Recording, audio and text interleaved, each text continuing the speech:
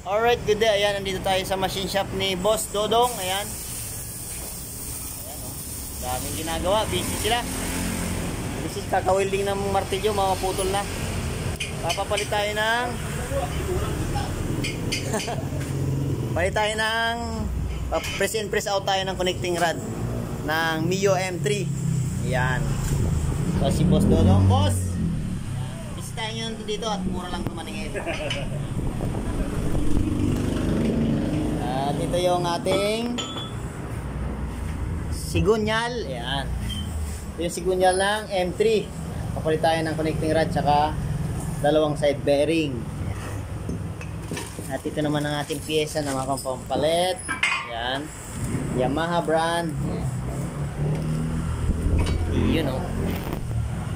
Paring to niya ang BB connecting rod. Ayan. Pre!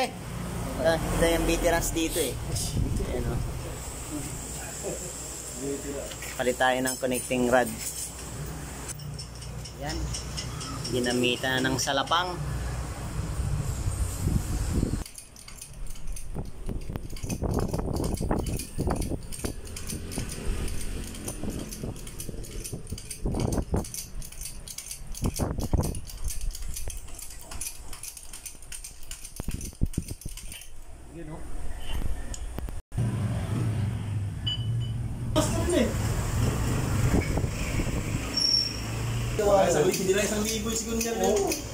Ayan, binabaklas na po ang ating connecting rod, ang sigunyal para mapalitan yung connecting rod. Ayan.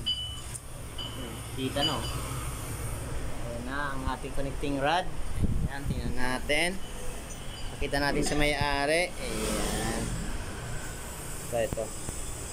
Siyempre, babalitan na ng bago yan. Naman yan dumi sa tagiliran. Ayan o.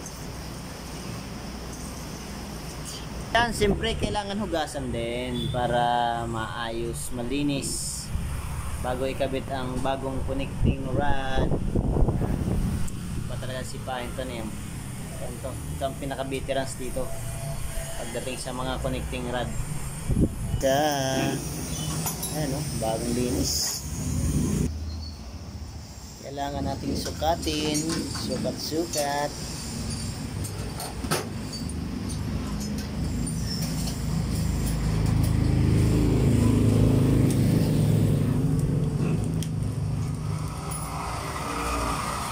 Sa Thailander.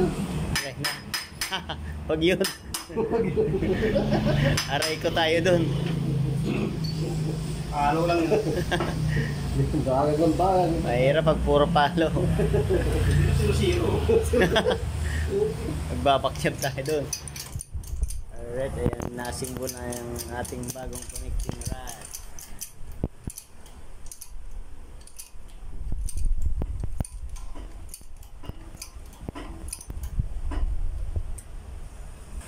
Lagyan naman natin isa.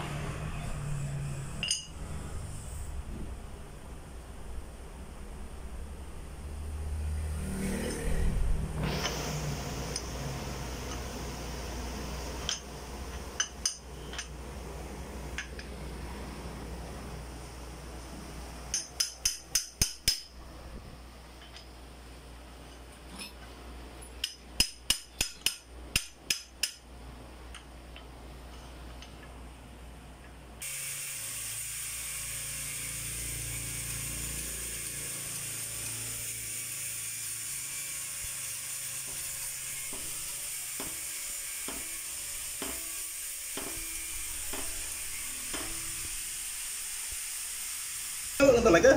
Sagwa tingnan. So, ikaw customer doon, hindi parang natatakot sa paggawa mo. Ayan, binabalance lang. Kabit ng ating connecting rod. Side bearing naman. Ayan, 0-0 na daw yan. Partida pa yan, pinalo. Palo tayo. Pinisil ko lang yan. Balance natin kung ayos na ba. Kamay-kamay lang yan. Ayos na. Ayos na. Thank you. Okay na ang ating sigunyal. Kakabit na lang. Thank you. Boss Dong. Boss Tony. Ayan. Thank you, thank you.